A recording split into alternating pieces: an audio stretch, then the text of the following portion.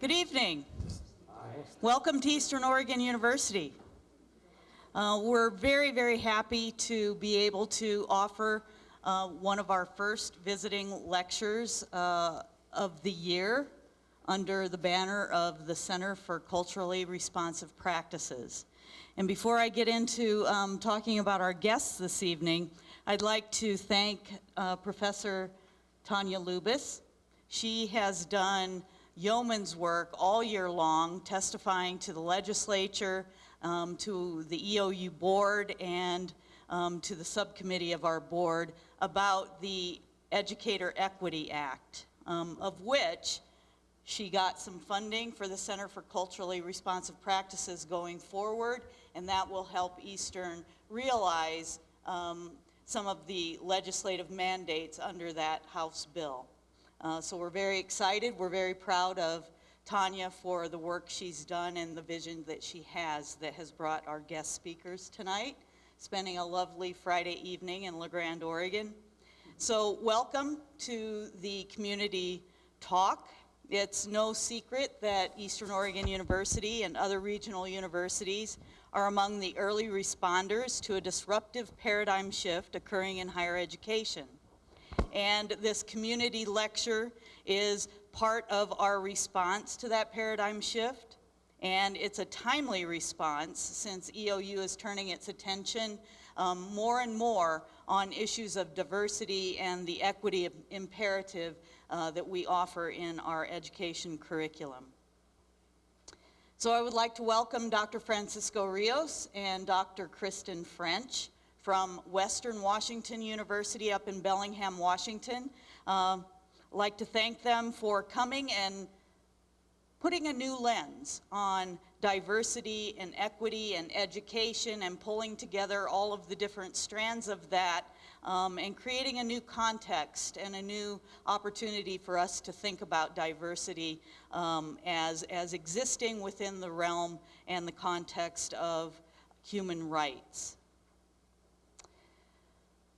Our funding model in higher education is moving towards funding graduates who complete a degree in our education programs here at Eastern and elsewhere in the state.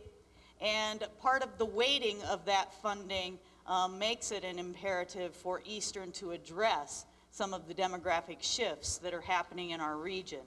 So I welcome Dr. Rios and Dr. French, and I'm looking forward to seeing how they cast this in a wider context of human rights and help us think about that as we basically prepare and position the university for that demographic shift that's already occurring and that we need to prepare for in our curricular and pedagogical practices. Thank you. Thank you. Mm-hmm.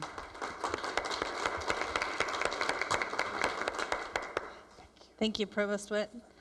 As she said, my name is Tanya Lubis, and I'm a professor here at Eastern Oregon University, and I'm also the director of the Center for Culturally Responsive Practices and the Oregon Teacher Pathway Programs. Tonight, I have the honor of introducing two people that I consider now my friends, and I just met them today. Dr. Rios and my soul sister over here, Dr. French. We just shared French fries, so we really are soul sisters now. Greetings and welcome to EOU. Thank you for spending your Friday evening with us, even if it was asked of you for part of a class. And hello to everybody online. This is being live streamed as well. I'm going to start by introducing Dr. Rios, who is Dean of the Woodring College of Education at Western Washington University, and is a distinguished figure in the field of multicultural education. Throughout his career, Dr. Rios has taught in a variety of educational settings while educating students of all ages, from children in grade school to adults in technical schools. Dr. Rios has also taken his knowledge and educational experiences abroad and was at the Royal Melbourne Institute of Technology as a Fulbright Scholar and at the Pontificia Universidad Católica de Valparaíso in Chile. Aside from working in the field, Dr. Rios has also written numerous scholarly articles, various books, and presented at over 200 conferences locally and internationally. His research interests include teachers of color, Latinos in education, and pre-service teacher education with a multicultural focus. Dr. Rios has served as the Senior Associate Editor of Multicultural Perspectives, the journal of the National Association for Multicultural Education, and he currently serves as President of the National Association for Multicultural Education. Dr. French is currently an Associate Professor in Elementary Education and Director of the Center for Education, Equity, and Diversity, also known as SEED, at Western Washington University. She's received multiple awards, including in 2012, the Ken Gass Community Building Award for outstanding contributions to children, youth, and families. She's also received the Western Washington University Women of Color Empowerment Award and Western Washington University's Excellent in Teaching Award. Her work with SEED has focused on issues related to equity, diversity, self-exploration and identity, intergroup relations, multicultural education, demographic empowerment, and civic engagement. And she's done significant work in the field for equity and diversity, working closely with several national organizations, including the National Indian Education Association. Her presentations encourage educators to create conditions for student empowerment, challenge perceptions of students, and honor their perseverance. So it's with an honor and pleasure that I get to introduce my two friends to you all tonight, and we get to spend the next hour with them learning all that they have to offer and hearing their stories. So please join me in welcoming them. Yeah, thank you. Thank you. That was very nice.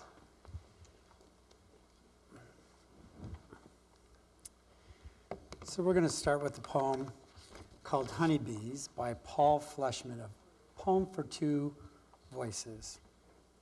Being a bee is a joy. Is a pain. I'm a queen. I'm a worker. I'll gladly explain. Upon rising, I'm fed by my royal attendants. I'm up at dawn guarding the hive's narrow entrance. I'm bathed. Then I take out the hive's morning trash. Then I'm groomed. Then I put an hour making wax without 2 minutes time to sit and relax. The rest of my day is quite simply set forth. Then I might collect nectar from the field 3 miles north. I lay eggs Or perhaps I'm on larva detail, by the 100. feeding grubs in their cells, wishing I were still helpless and pale. I'm loved and I'm lauded. I'm outranked by none. Then I pack combs with pollen, not my idea of fun. When I've done enough laying, Then weary I strive I retire to patch any cracks in the hive. for the rest of the day. Then I build some new cells, slaving away at enlarging this hell, dreading the sight of another sunrise, wondering why we don't all unionize. Truly, a bee is the best of all lives.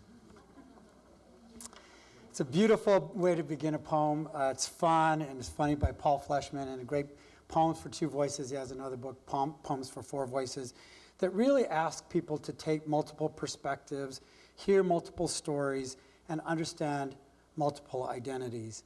But in reading this poem, it also reminds us that these differences aren't simply differences, but oftentimes they're connected to larger questions of power and privilege that also need to be acknowledged, deconstructed, and addressed.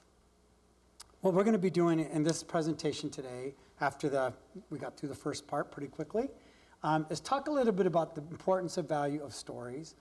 What we're going to do then is we're going to share some of our own stories and what we've learned. And so really this is an evening for us to tell some stories and what we've learned from those stories. And we like to also begin with some gratitude. And first, I'd just like to thank Tanya for all that you've done and being so welcoming and wonderful. We're very grateful for the College of Education and Business, and especially to the Center for Culturally Responsive Practices and Eastern Oregon University. It's important for us also to acknowledge and be grateful to and honor the Confederated Tribes of Umatilla Indians for allowing us to be on their ceded lands today, as well as the Cayuse and the Walla Walla, whose ancestral homeland we occupy, in addition to the Nez Perce, who have historically utilized this place. So we're going to talk about the power and the importance of story. And we begin by thinking about a story in this very playful metaphor as described by Linda Aiken. And she said, if one were trying to give a metaphorical description of some of the features of First Nations thought, one might say that in order to acquire these thoughts, one would go to school in dreams. Or write in iconographic imagery. Travel in trickster's vehicle. Talk in metaphor. And always walk around.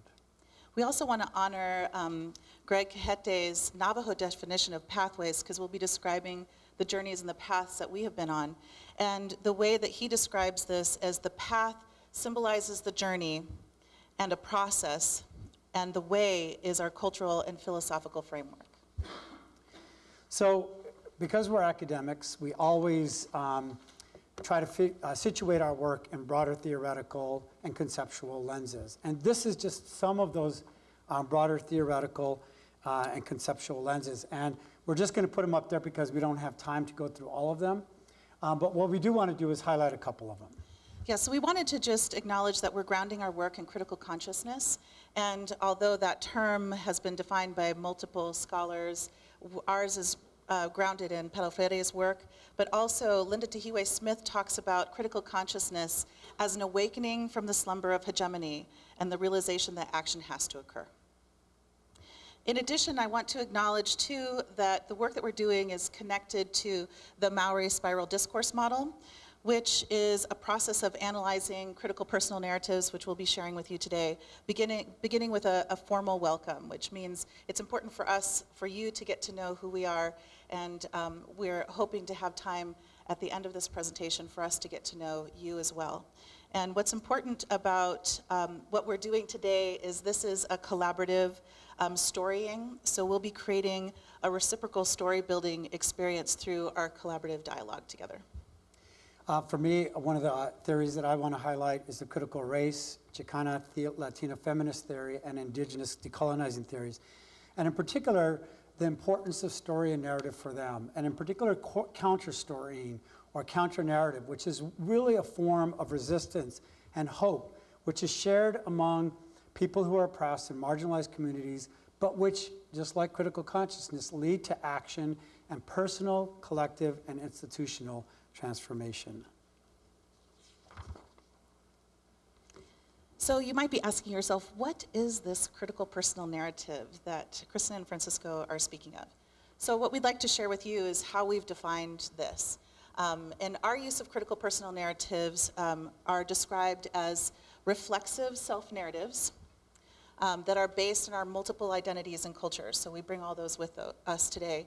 And so it's highlighted by performance with you're seeing our poetry and also our storytelling, which is for us in the power to disrupt or reproduce or reimagine debate and dialogue for social change, reflecting our various ways of knowing. These are both the written ways of knowing and being, but also the oral languages and traditions that we come from, with the explicit charges of charting new spaces for democracy, liberation, and consciousness raising as cultural workers. Oh, it's me. Yay. This is the nice thing about dialogue. So no, go ahead, Francisco. You can take the slide. Story work principles. This is wonderful. So if you're not familiar with the work of Joanne Archibald, she is an incredible Coast Salish scholar at UBC, and she talks about story work. And so she defines it as a way to help people think and be through the powers of stories.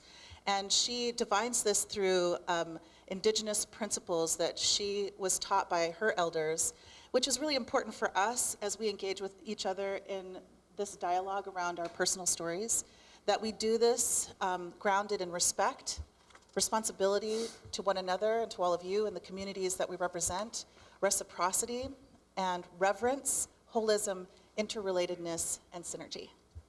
And then finally, Joanne talks about how stories can take on their own life, and if these stories are meaningful to all of you who are here today, then those stories might even become the teacher, if we are really honoring the principles that are put forth.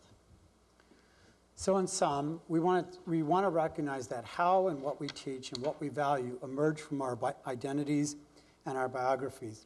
But we also thought on a Friday night, it would be good to just hear some stories and share some stories, because it's like going to see a movie, right? And we think in narrative. Our lives, we think about them in terms of stories. But we also want to, in doing this, recognize that our identities are fluid, that is, they change, they're strategic, that is, sometimes I'll call them one identity over another because it's important, and that they intersect with other parts of who we are. And one of the things that we would also want to really emphasize is that it's really important for people to recognize that there are many stories, even within people from the same social and cultural ethnic group. And it's important to hear those many stories and not to assume that there's one story that represents a whole group. Because there's many ways of being oneself, there's many ways of being fully human, and it's important for us to affirm these ways. So the challenge that Kristen and I put out for ourselves is we said, let's see if we could tell 3 stories of ourselves along the pathway and then share what we learned as we, from those particular incidents, or what we learned from those particular stories. But it's also important to recognize, and we're going to share the scholars who are now naming what we experienced, so that you understand that these aren't just our stories alone, but these are stories that are shared by many others. So I get what I call cuento número uno, the first story. And I grew up in Denver, West Denver. I went to West Denver High School. I went to the Denver Public Schools. And there's a picture of West High School. And this was in the this was in the early 1970s, or late 1960s, which is what I was going to say. And I don't know if many of you know, but at the time, there was a lot of student activism and activism in our communities around the civil rights movement, but there was also a lot of student activism. And one of the things that was going on within the Latino Chicano community was something called a blowout. And basically what we did is we would just get up in the middle of school day and get up and walk out. And one of the things we found out was they did the census for the school at third period, which means how many students are actually in class, and that's how many were in the school that day, and that's how they got funding. So we thought if we leave the second period, and we were 80% Chicano kids, so if we had 80% of the kids getting up and leaving, maybe we'd have a little bit of an impact, right? So the first time, I remember we were going, and there were no Chicano teachers. So 80% Latino kids, 10% African-American kids, 10% white kids. No Chicano Latino teachers. And we'd go and we'd ask the principal, how come we don't have any Chicano Latino teachers? We can't find any Chicano.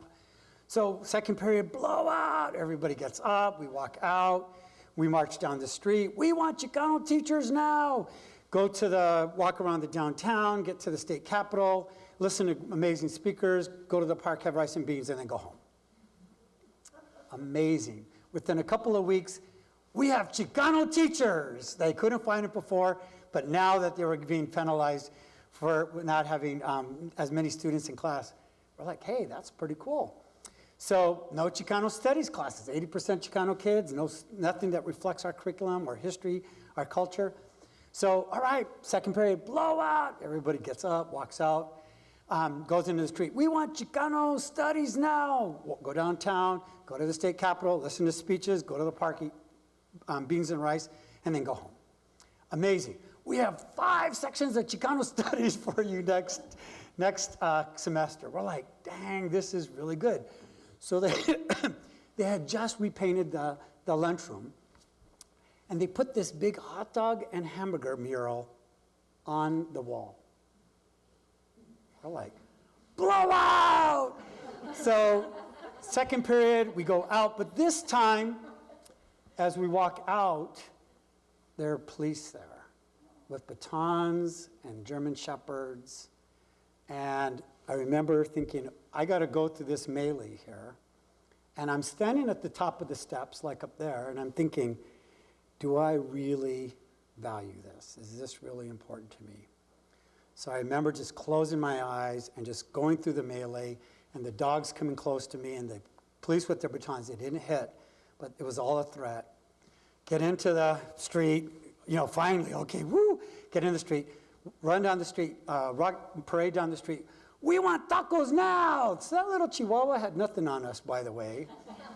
Go to the state park, go to downtown, go to the state capitol, listen to speakers, and then have rice and beans in the park and go home. At that same time, and by the way, they then put a big taco, they repainted it, they put a big taco up, and they even gave us a big wall to build our own mural. But at the same time that was happening, I was also working in a program called La Academia del Barrio, and it was like the school in the ghetto or the school in the community. I don't know how you would really translate barrio.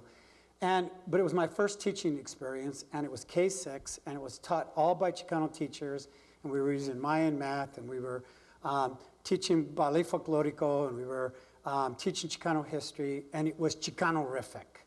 And I began to realize that schooling, both traditional schooling like at West High School, could be done differently, and schooling particularly connected to our community could be done differently as well. So what did I learn from Blowout?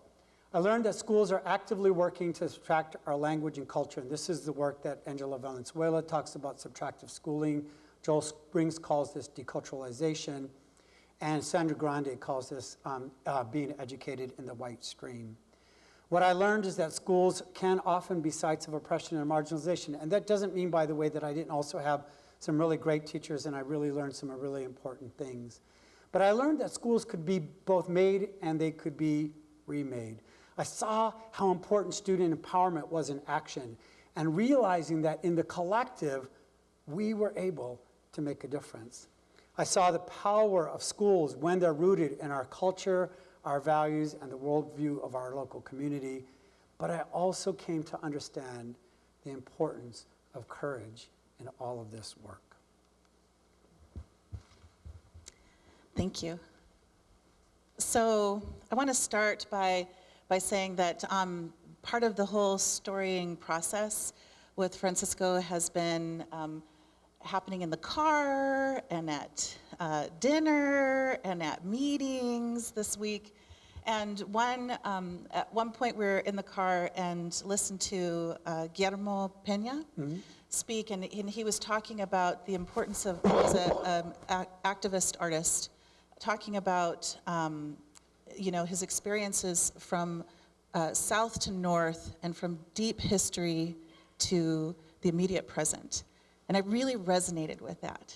And so my stories are three interconnected stories that are at that cross between what I'm going to call my roots, my R-O-O-T-S, and my roots, the Route 66. So you get both my roots, starting with my heritage, my people, my ancestry, and the pathways. And at the cross section, you'll find these stories. So this first story is about survivance in schooling. So I know that, you're looking at me and you're saying, what an awesome, sophisticated, young woman, right? But I know you'd be surprised to know that in my recent past, from my middle school years, I was not quite so sophisticated, and I was a bit rebellious, and my mother has all sorts of other names for what I was. But I'll just, share with you that I consistently found myself in the vice principal's office, Mr. Dennison, and I found myself being asked to leave school for 3 days at a time, which, was vacation for me, was suspension from school. So I was a bit rough around the edges. And I have all sorts of stories that I would love to tell about that, but it probably would not be appropriate for our online folks. So sorry, everyone. Those of you who stay later, we can talk about it. So needless to say, schooling wasn't a place for me. School was not a place for me. And I was not encouraged to be academic by any of my teachers. I was really shy as a little kid and just sat in the back of the classroom And then as I got older, I just found school to be useless for me. And I wasn't really interested in reading. I wasn't really interested in the classes. And so I struggled. So it wasn't until my high school years, I believe I was about 17 years old, when I read my first novel. And that novel was this book, Fool's Crow. This book was written by my cousin James Welch. And at the time, I knew this was family, and I'd been told that this was based on our family's story. So for those of you who don't know, well, you wouldn't know unless you were in the staff meeting earlier today, that my history is that my father is from Oregon, was born and raised in Klamath Falls, and says that he's 7th generation Oregonian. We have wagon train leaders on that side of the family. And then my mother was born and raised on the Blackfeet Reservation in Browning, Montana. So as this rough around the edges kid, my mom went to Montana to visit family, and I decided to stay home and take care of the apartment and the cat. So I didn't want anyone to see me read, so I decided that I would sit on the pink couch and read this book. And for those of you who've read a book that completely you're consumed by, and that it is the moment you've been waiting for, that's what happened for me. But I want to share with you a little bit of this book and what happened to me when I read it. So for my great-great-grandmother, Grandma Pemister, long-hairing woman, was one of the very few survivors of the Baker's Massacre that happened on January 23rd, 1870. And it was about 30 degrees below zero. For those of you who are familiar with the Montana landscape, here's a commemoration of that area. I want to share with you a piece of this book, because when I got to this part, I stopped, I stopped, and I started to sob. And I don't know how long it took me to get to a place where I could come back to the book. But as my friend and scholar, who's a Native therapist, says that in Native therapy, sometimes you get to a place with Native folks where the sorrow that they're experiencing isn't their own. And that's what happened. So I'm going to share this piece with you about, the description here was from my great-grandmother to Jim.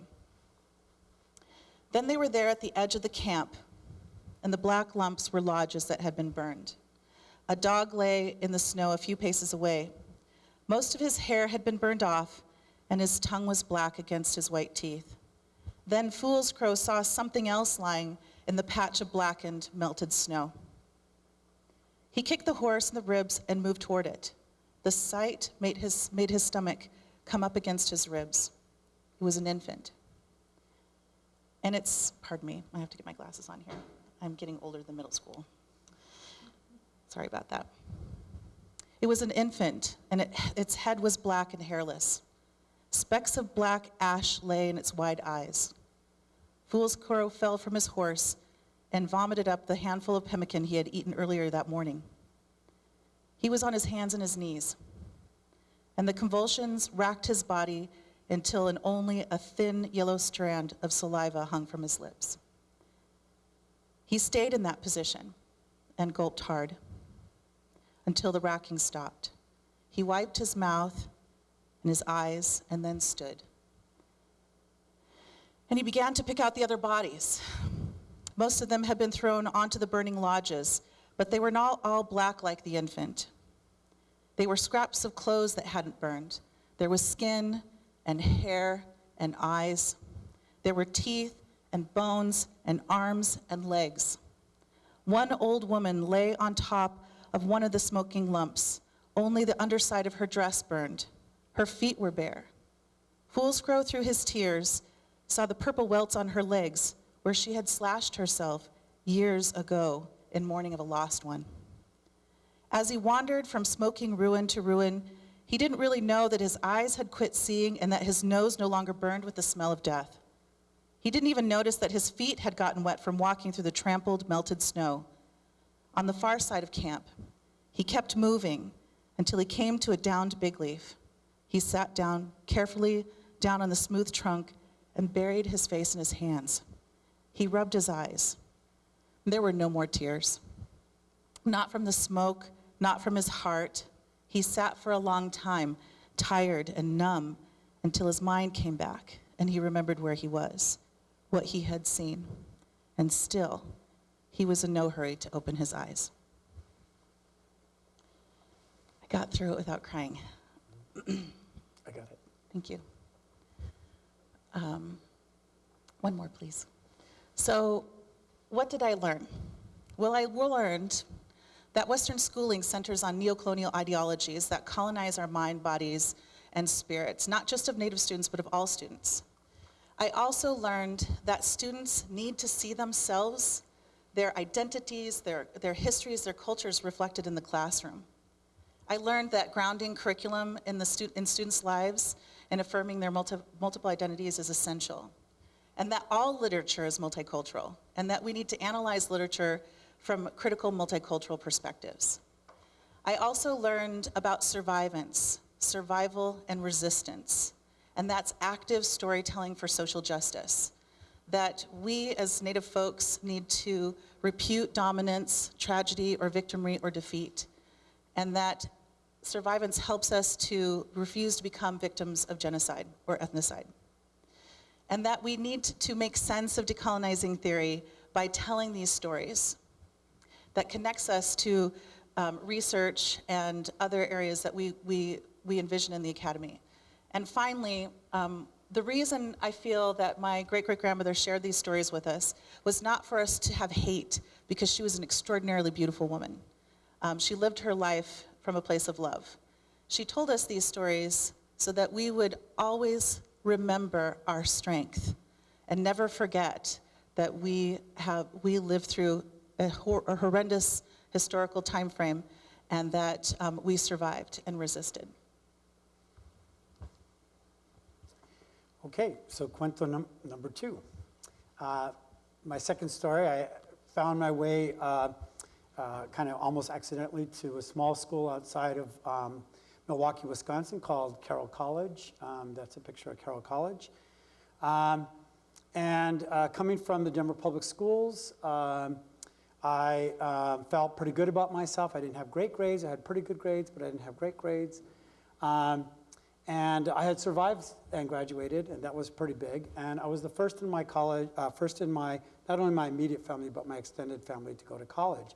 So I was feeling pretty good about myself. And I remember the very first paper that I had to write for an English class. It was my first paper I had to write ever, but it was for an English class. And I remember pouring my heart and soul into this paper. And I even remember citing Earth, Wind, and Fire. I mean, I was like, hey, these are my academic scholars, right? I had like quotes from them. And the teacher, next week after we went into class, after we had turned our paper in, he's passing all the papers back, and he puts a little note on my desk, and he says, "Please see me." So I thought, my paper was so good, because there's a lot of self-deception going on here, I'll be honest. My paper is so good, he wants to publish this, and he wants to talk to me about where he wants to publish this. So I showed up in his office, and I'm sitting tall and like, I'm so happy, I'm so proud. And he says, we chat a little bit, and then he says, so Francisco, what's your first language? And I said, well, English. We speak some Spanish at home, but mostly it's English. He's like, no. Like when you first were a baby, what language did you speak? And I said, English. And he said, no, like when you're just sitting around at home, when you're just like with your family, what language are you speaking? I said, English, and my grandparents are there, we'll speak some Spanish, but mostly it's English. And I'm like, why are you asking me this question? And he gave me my paper, and he said, this is one of the most poorly written papers I have ever read. And he proceeded to show me the difference between 2-T-O, 2-T-W-O, and 2-T-O-O. And I didn't realize it actually meant something different. I thought it was a diversity thing. Like, it's like white people are really crazy. They use different words for the same thing. So literally, I would go through the paper and be like, I used those two last time, so now I'm going to use this one. And then start again with the next one. And the same with there and there, T-H-E-I-R and T-H. I thought it was a diversity thing again. It was like, I used that one the last time. I'm going to use this one this time. And he actually proceeded to show me that, in fact, these actually meant different things. And I remember going from this to being almost like a low rider, right? I'm sinking gradually into my chair and realizing I'm clearly unprepared to be in college. And he said, you know, he said, you have some writing. He said, no, first he said, I'm going to give you a C for this paper. And I'm tell you why. I'm not giving it to you. I could tell your heart and soul is in this paper. And that's an A. The writing mechanics, that's an F. So you're going to get a C. And I'm going to do that for you for the rest of the quarter. I'm going to give you one for your ideas, but one for your writing mechanics. And he said, and I know that this is probably it's really hard for you to hear this. He said, but you have some writing issues, and you can do them. You know, if you don't correct them now, when will you correct them? If you don't correct them here, where will you correct them? If not here, what his words were, if not now, when? And if not here, where? And he said, look, you can come to me, and I will work with you on words and sentences and paragraphs and make this work. And then this was the most important moment for me. He wrote on a piece of paper this: preparation equals potential. And then he put a slash through the equal sign. He said, your preparation for college does not equal your potential. If not now, when? If not here, where? I almost quit. I was very tempted. I remember I was in Denver. Now I'm at Carroll College in Waukesha, Wisconsin. And I almost went home. I put a backpack on. I almost just said, forget it, I'm going home. And for about 12 hours, I walked around the city, just trying to imagine what was I going to do. And the thing that kept me, the thing that helped me to resist, the thing that kept me persistent was realizing I could not go home to my family and tell them that I could not be successful. I had the full weight of my family. And I said, I have to be successful. I have to be successful for me, but more importantly, I have to be successful for my family, and I have to be successful for my community. So what did I learn? There are scholars who talk about this. Michael Oliva, Sylvia Hurtado, Laura Rendon, all talk about the fact that often minority students come to school, to universities, unprepared, but also oftentimes feeling unworthy, sometimes angry. People would say, why are you so angry, Francisco? Or alienated. But also, when they're supported, get that sense, find that sense of empowerment, find that voice. I learned the power of caring and the power of humanizing teachers. I learned that the hopes and aspiration of one's familia and comunidad can be a major source of empowerment. I learned that my preparation does not, nor does any of your students, their preparation equal in any way their potential. I learned that we have to provide opportunities and support for students to be successful, to feel empowered. And we talk a lot about microaggressions these days, but what he did was he created a micro-affirmation or a micro-invitation. That's what I learned. Oh, yeah, you have. I didn't know you did that. All right, so you're probably thinking, wow, after she read that novel, she was transformed and became this incredible scholar and, you know, went to college and was fabulous. Well, I didn't quite do that. Instead, well, I got pregnant and was looking at, you know, a different life. And my mother was very upset and disappointed, obviously. And so I had to make some decisions. And so I decided that I didn't want a life for my child that was a life of poverty, and I didn't want to be a stereotype.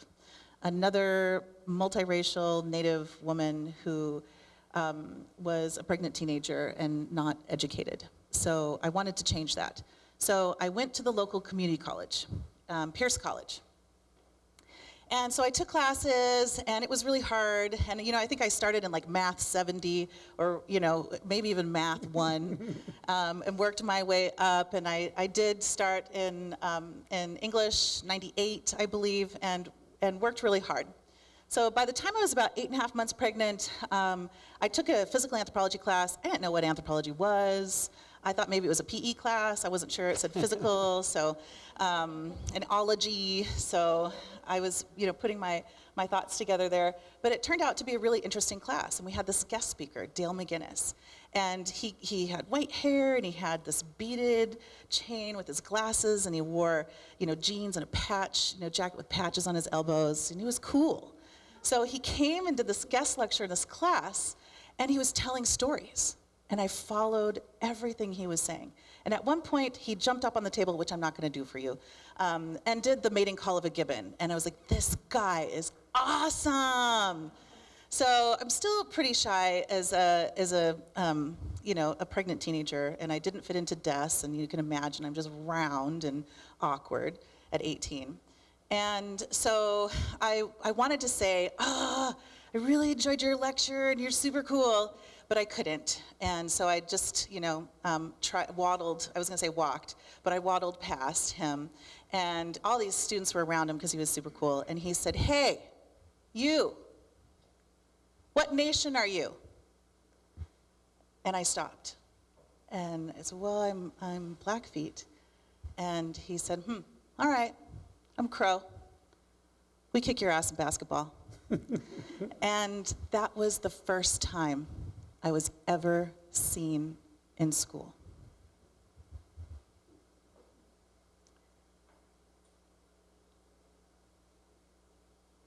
Okay, so what did I learn?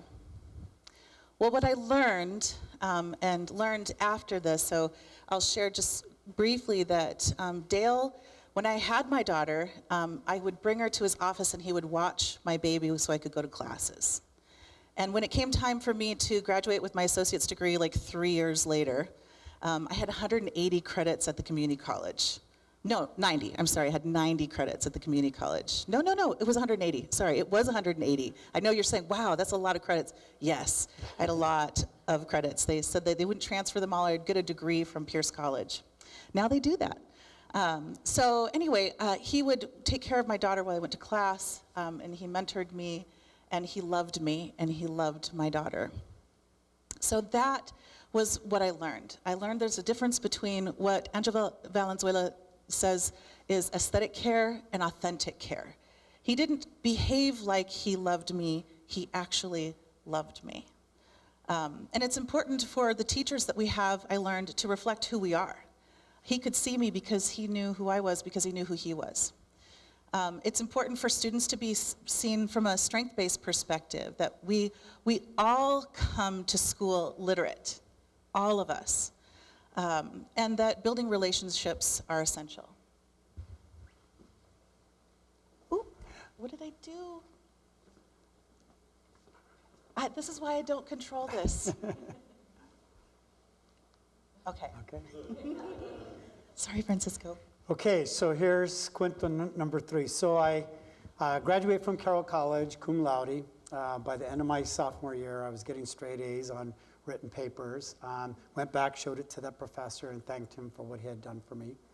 And I became a teacher, and I taught for 13 years. I went and got my master's degree at the University of Wisconsin in Madison. Decided I did not want to be a professor, so I went back to teaching in between there, and then finally had the opportunity to go get my doctorate degree at Madison. University of Wisconsin-Madison, always one of the top 5 colleges and universities for education, a great university. Got my PhD in educational psychology, and started my first job at Cal State University San Marcos, in San Marcos, California. We were just building the university. This was the very first building.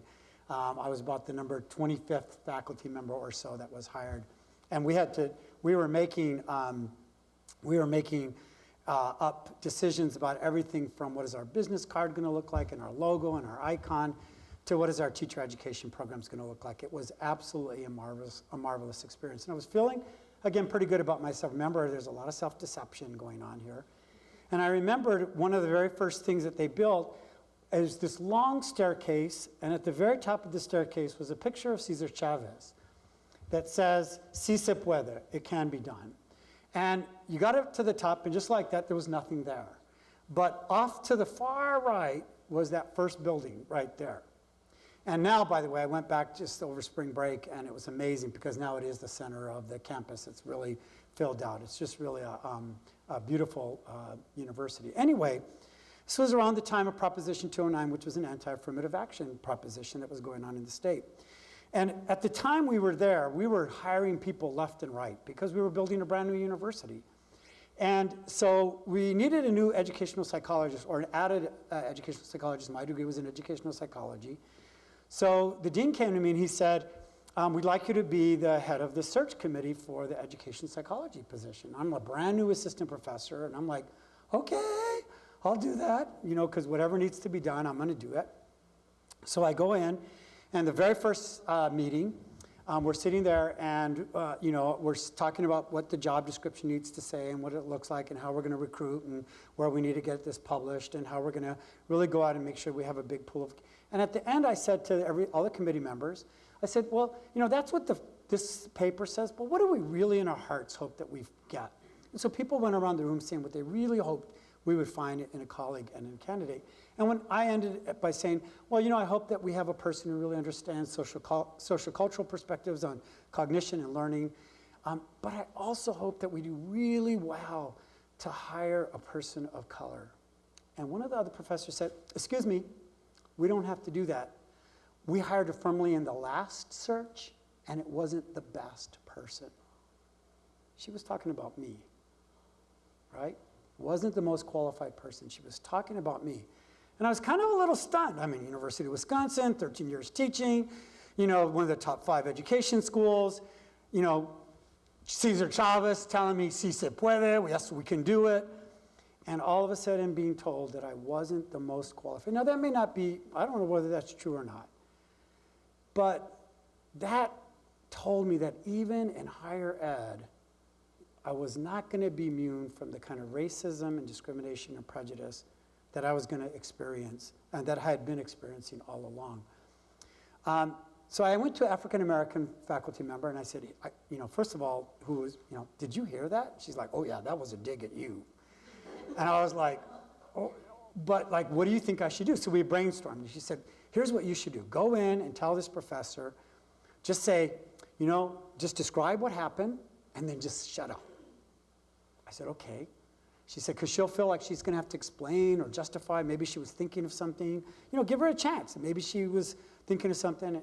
And I said, okay, what do I say after that? And she said, well, make sure that when you leave, you just point out that it's not the kind of thing that builds the kind of collegial professional relationships that we're hoping to have in the college. I'm like, that's great. I needed those words, right? So I go into our office. Excuse me, do you mind if I just come in? Do you mind if I sit up? So, sure. You know, this happened in the last meeting, and I recount the story. And she's looking at me. Nothing. Just keeps looking at me. I'm like, you know, this doesn't build the kind of collegial and professional relationships that we really need to have. Silence. Just looking at me. Just looking at me. I was like, thanks for giving me an opportunity to chat with you. And she said, you know, there's a job at a state university in Wisconsin. I think you ought to apply for it. I remember thinking, wow. So this was what I was going to have to face, not only in high school or public school, and not only in the community, and not only in college, but I was going to even having PhD behind your name and coming from a prestigious college and university wasn't going to make me immune to the racism and discrimination that oftentimes we see in higher education. There's a lot of work around what happens to faculty of color, around the differential expectations of faculty of color in teaching, service, and research. And some of the things that they point out about the differential expectations or the differential experiences that people have around that for faculty of color is that they're often overburdened by service. Their scholarship is often questioned as legitimate because it's connected to one's race and ethnicity, because they say that's biased or it's less rigorous. And then students who question their professors' academic competence. Delgado, Bernal, and Villapando, along with Rockamore, point out that there are other things, oftentimes struggling with what's a lack of confidence, what they sometimes call, we feel like we're imposters, like someday somebody's going to come and say, you really didn't get that PhD from Wisconsin. That was just a trick. Or challenges of their actual just being in the professorate and thinking about oftentimes We were the very first people integrating these departments and units and settings, and that feeling of isolation and marginalization is written about. And what I learned is to value the fact and the challenges of asking students and teachers, often, as I mentioned, to be the first to integrate many of the spaces that they find themselves in, how difficult this often is. To acknowledge the value and importance of an anti-racist, anti-oppressive pedagogy, but acknowledging that even when you take that, it's going to be contested by people who continue to harbor racist and oppressive perspectives. To be sensitive to all the ways in which we overburden faculty of color, and to interrupt anyone's concerns about anyone else's very right to be in a particular space.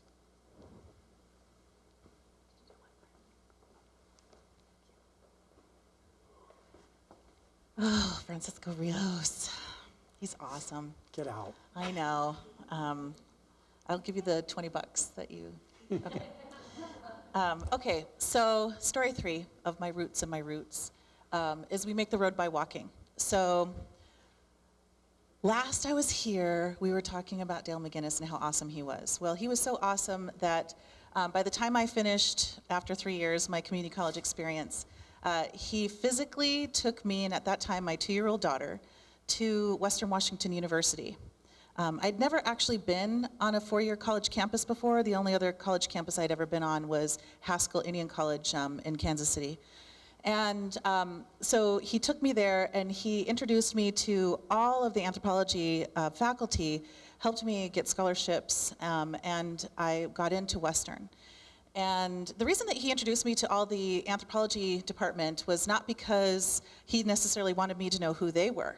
He wanted them to know who I was. And so he continued to be supportive of me as I entered into the teacher education program and also got my degree in anthropology.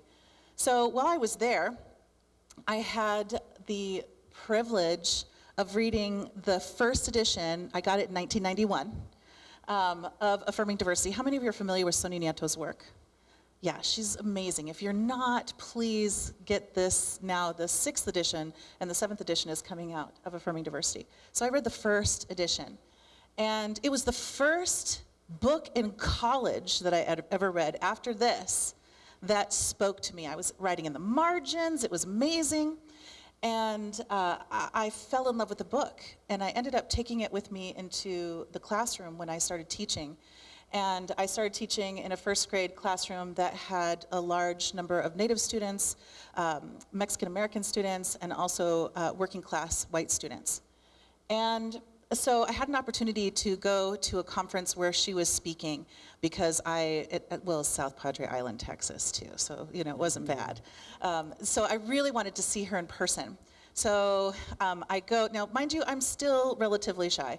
And so when I heard her speak, I was like, oh my gosh, not only is she incredible in text, she's an incredibly beautiful human being inside and out, and she just expresses the words on paper in a way that I was so impressed with.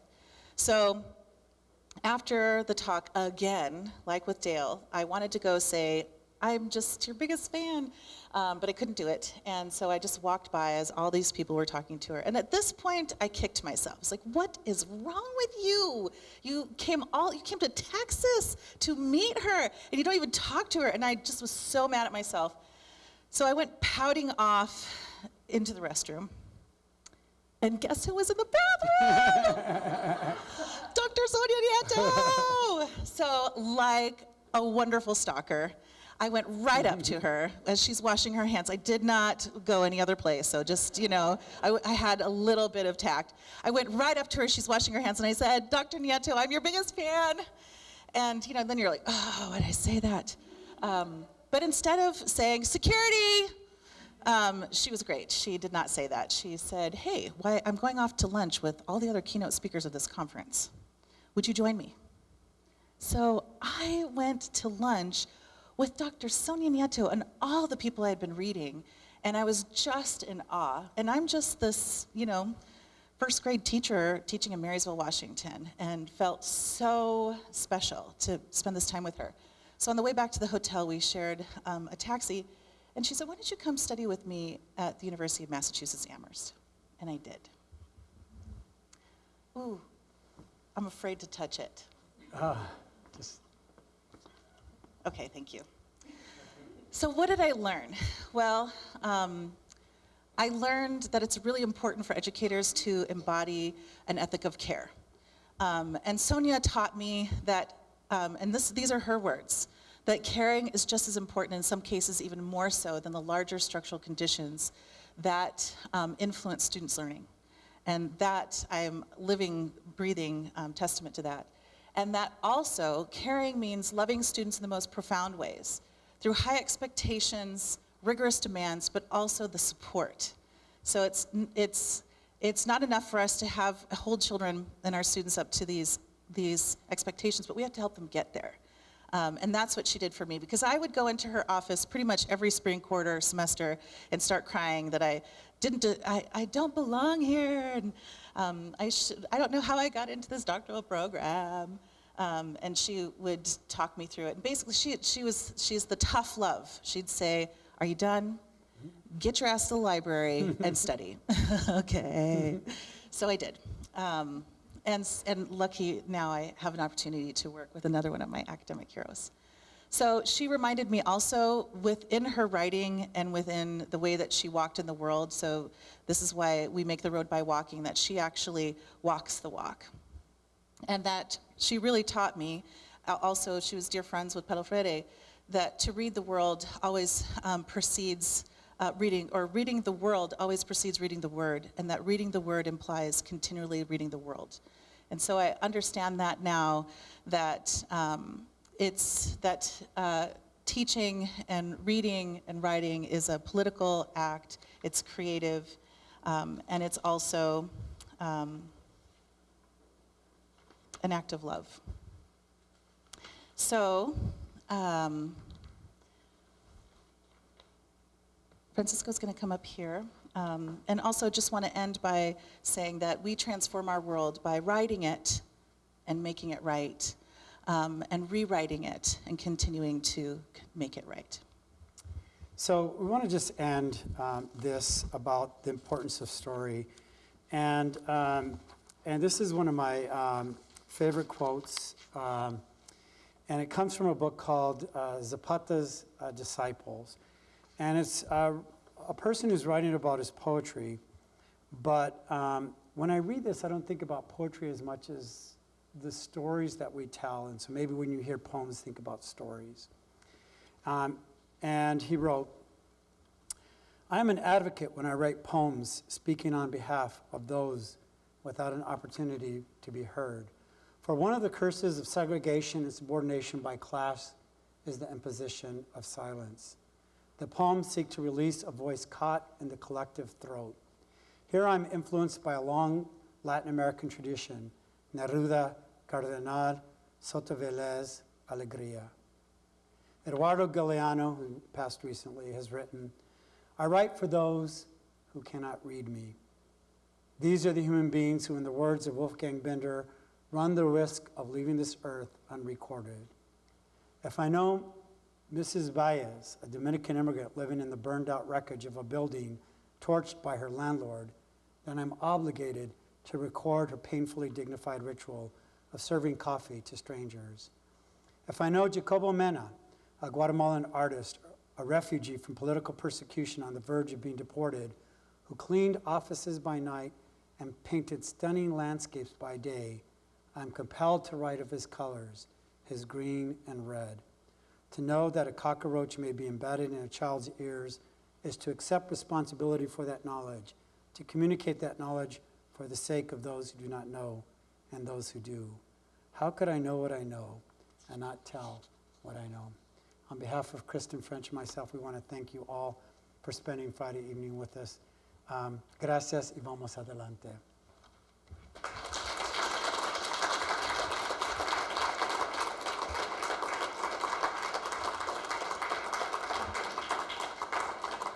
So if we have time, we had some, maybe these might be just questions for you to ponder on your way home.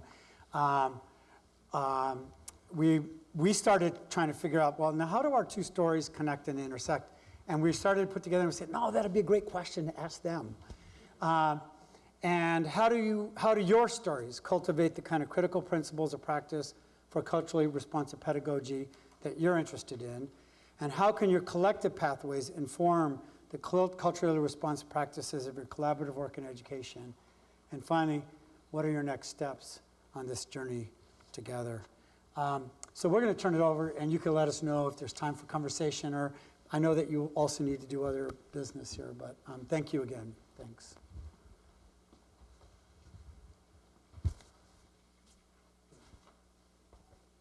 So we do absolutely have time for some questions. If you have to go, we totally understand that. But they are here to engage in conversation with you all. We do have some evaluations that we'd love to have you fill out for us. It gives us a bit of insight about what you learned and where we should go from here, because the work will continue next year. And we are actually hopeful to bring Dr. Nieto out next year, so I don't know how that will play out, but that's my hope for our convocation, actually. That was my recommendation. So something to discuss, but at this time, I'm going to turn it back over to you both for some Q&A if you have some. By the way, that writer of that last was Martin Espada. He's a fabulous poet. If you ever get a chance to read, he has amazing poetry. But that came from a book he wrote called Zapata's Disciple, which was actually a story about his father. He also wrote a really beautiful poem about Sonia and Sonia's experience. Oh, too. really? Yeah, Oh, yeah. I'll have to see that. Look for that. So we'll also take any kinds of questions, too. Or comments, reactions, thoughts. I loved your stories, and I just sat here thinking I've got to start thinking of my stories to share with my students, because the time just flew by.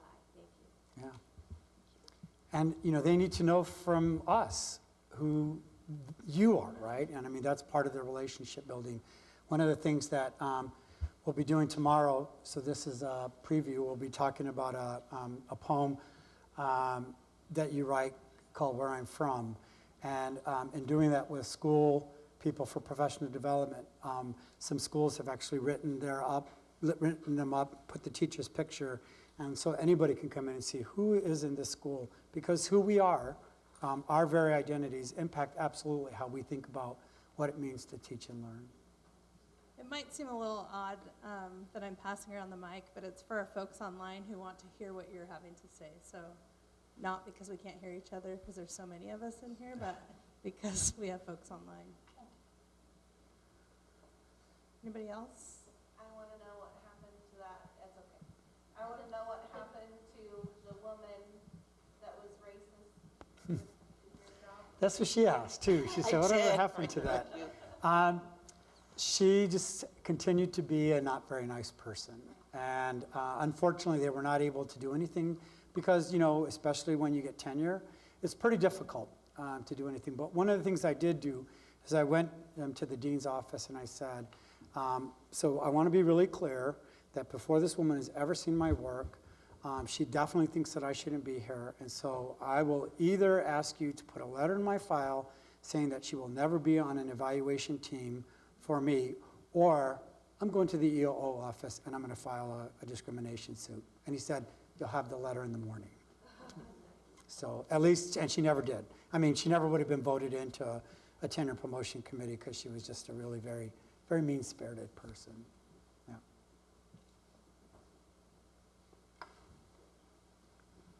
So I was thinking about, well, I don't have anything to ask him, and then it got to, what do you want to know in the future? And what I wrote down is, how do we proceed? We're this school in northeastern Oregon, in a valley that's almost all working class white people, except for us university people. And we aspire to be the school for Eastern Oregon that has a whole bunch of diversity in it. So I'm thinking, how do we get to that place that we want to be? That's a great question. What do you all think?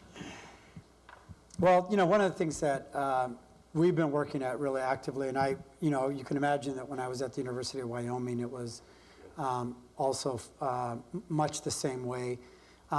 And even to some degree, but to a little lesser degree at Western Washington University. I think it works. I think what really is essential is, first of all, just getting a cadre of people who are committed to this work.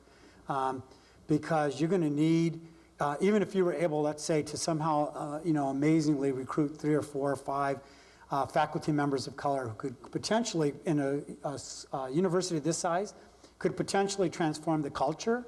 But they're going to need that support system that we talked about. They're going to need people who are going to be their supporters, their advocates, who are going to stand by them, who are going to help them negotiate the institution. And so I think it's going to begin really with people like you, because you're committed to this work. You understand its importance. You're committed to wanting to see change.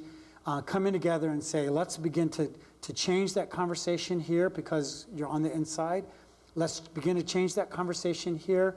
Let's begin to create what we had suggested might be a multicultural fellows program of faculty, staff, and students who come together and really immerse themselves in important work around diversity. And I think then when you have people of color who come, who bring the kind of dispositional elements and the kind of social cultural experiences, because that's really what we bring different. It's these social cultural experiences that we've had, these experiences we've had as a product of who we are, that really form the backbone of what it is that we bring differently than, let's say, another educational psychologist or another ESL teacher. That then when they come in, they know that there's like, hey, there's this network of people, and oh my gosh, it's connected here and here and here, and look at this community that they've built, and I can come here and find a place. I'll be honest, as the Dean of the College of Education, I'd love to believe that it was something about me that got me to be that dean's position, but I don't see that. What I saw was an amazing number of faculty. Kristen was one of them, but who came together and said, let's create the conditions. Let's create a vision for ourselves as a more diverse college. Let's create the conditions under which someone like Francisco Rios and my associate dean, who's African American, Karen Dade, could come here and feel like this is a place for them to do that work. So I think it starts here. I think it starts now. I don't think it wait until other people are here or wait till the demographic shift. I think you say, let's build that welcoming, affirming, supportive community right here and right now. And then let's let people know that we're here for them. That's my thought. All right, on that note, the work begins now, so I hope you all take something away from this. Those that are joining us for the Everybody workshop gets the tomorrow, you get an amazing day with these two. And it's a small turnout for the workshop, which means you get a lot of hands-on opportunities. So that will be a great experience for you all tomorrow morning in Zabel Hall. At 8:30 registration begins, so we'll see you there. It's a workshop, and it is a workshop. It's going to be so nice because I said, we really don't have to plan very much because they're going to be doing all the work. But it's going to be really fun. So please, if you're interested, we'd love to have you. All right, and we'll just give them a hand, and thank you all for coming.